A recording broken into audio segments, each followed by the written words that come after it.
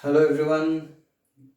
We'll continue from our previous session where we had discussed about industrial preparation of ammonia.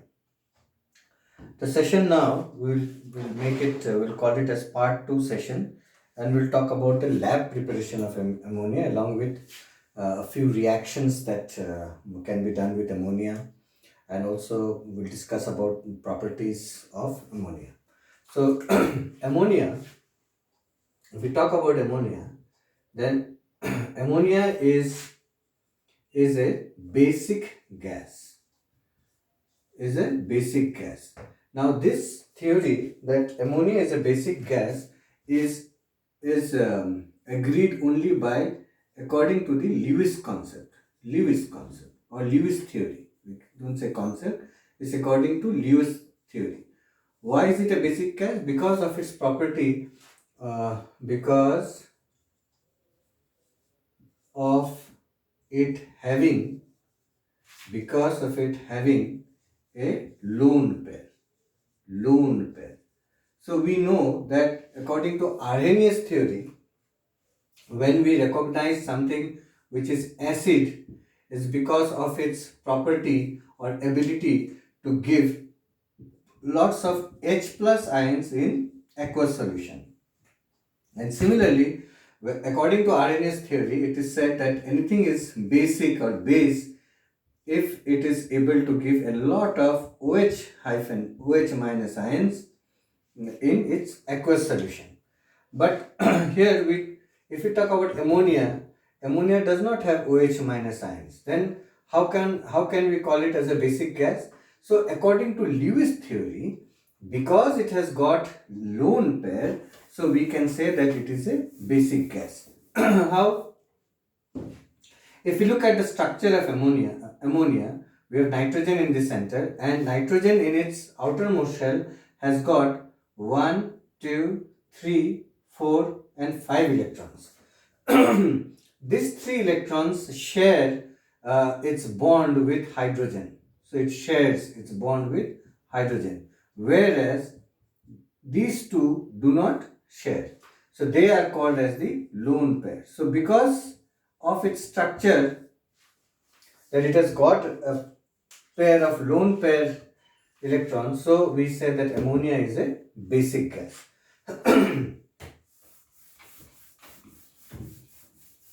Now, regarding its presence, we know that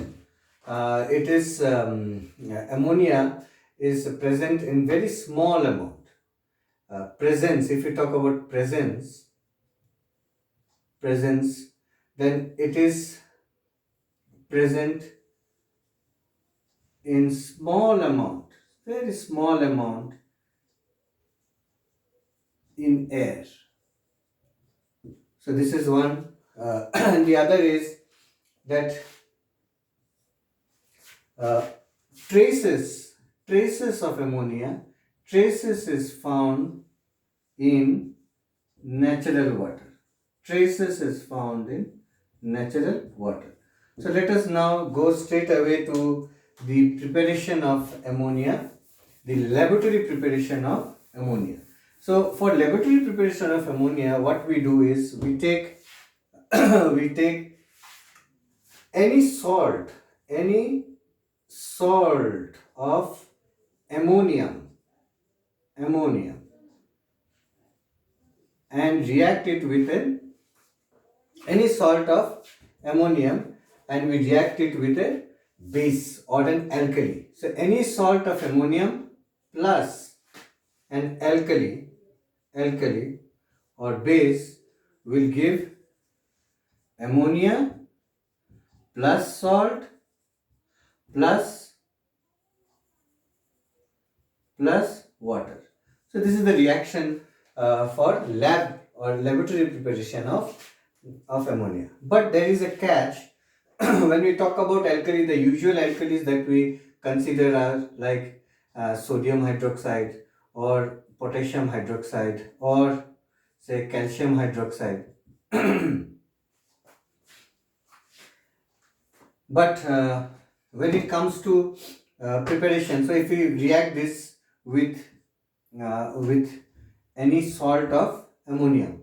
So let's take NH4Cl, ammonium chloride. So will give us what? Ammonia. So we'll get ammonia plus water. So we'll get water and we'll get a salt. So salt is, we'll get, once it dissociates, then we'll get sodium, and from here we'll get chlorine. So we'll get what? The salt here will be NaCl. But the problem is that these two are deliquescent. They are deliquescent. So what do you mean by deliquescent? When it comes in contact with air, then from the air it absorbs the moisture. So whether it is sodium hydroxide or it is potassium hydroxide, it will absorb the moisture, and once it gets the moisture, what it does is it gets dissolved in the moisture. So this is the problem with sodium hydroxide and potassium hydroxide. So that is why for the actual lab preparation of ammonia, we do not use sodium hydroxide or potassium hydroxide. Instead, what we use is calcium hydroxide. So let us look at the reaction. We take ammonium chloride plus calcium hydroxide, and once we react it, we'll get ammonia, we will get water, and we will get a salt. So who is the salt? So calcium from here and chlorine, so CaCl2. So this is the, now if we balance it, how will you balance it? So metal first, so metal here, calcium, so calcium 1 here. Then non-metal is chlorine. So chlorine 1 here, but chlorine 2 here. So what we do, we put a 2 here, so we have balanced the chlorine. Then look at nitrogen. Nitrogen is also a non-metal, so we have nitrogen 2 here, but what about nitrogen here 1? So what we do, we put a 2 here also.